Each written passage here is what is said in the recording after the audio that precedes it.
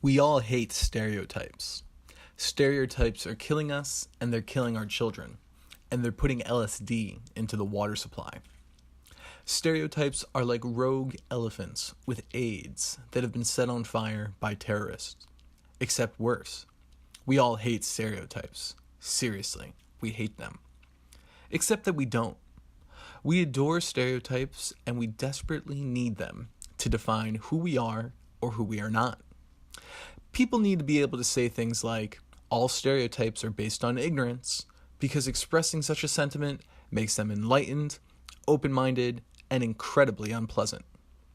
Meanwhile, their adversaries need to be able to say such things as, like it or not, all stereotypes are based in some sort of reality. Because that kind of semi-logic can justify their feelings about virtually anything. And here's what I suspect is the truth. Neither side is correct. Stereotypes are not based on fact, and they're not based on fiction. Whenever a given stereotype seems right or wrong, it's inevitably a coincidence.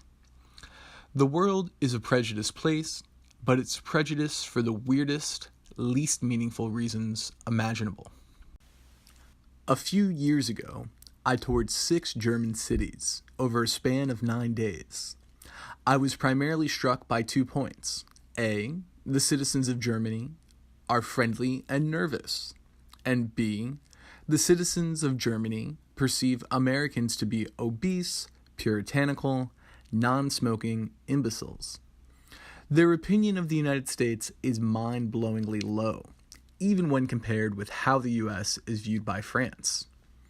Now, I can see that my reason for viewing Germans as friendly is completely unsophisticated. I believe Germans are nice because they were nice to me, which is kind of like trying to be a meteorologist by looking out a window. But at least from what I can gather, the reason German citizens assume Americans are barbaric and vapid is almost as unreasonable, even though they're usually half right. During a weekend in Frankfurt, I went to an exhibit at Schön Kunsthalle Art Museum. The show was called I Like America. This title, as one might expect, was meant to be ironic. It's taken from a 1974 art piece called I Like America and America Likes Me, in which a German artist flew to New York and spent 3 days in a room with a wild coyote and 50 copies of the Wall Street Journal. The artwork was intended to be a European commentary on the destruction of Native American culture. I didn't really understand it, and I don't think the wild animal did either. The bulk of this art show focused on German interest in 19th century American culture, specifically depictions of Buffalo Bill, cowboys, and the artistic portrayal of Indians as noble savages. But it was curious to read the descriptions of what these paintings and photographs were supposed to mean. Almost all of them were supposed to illustrate some tragic flaw with America's way of thinking. And it slowly dawned on me that the creators of I Like America had made one big mistake in their understanding of American thinking.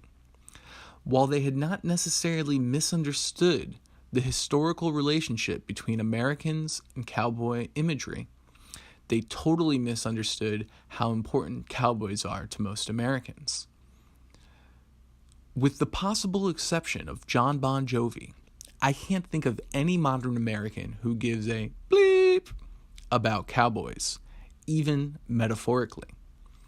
Newspaper writers typically criticize politicians who are hungry for war by comparing them to John Wayne.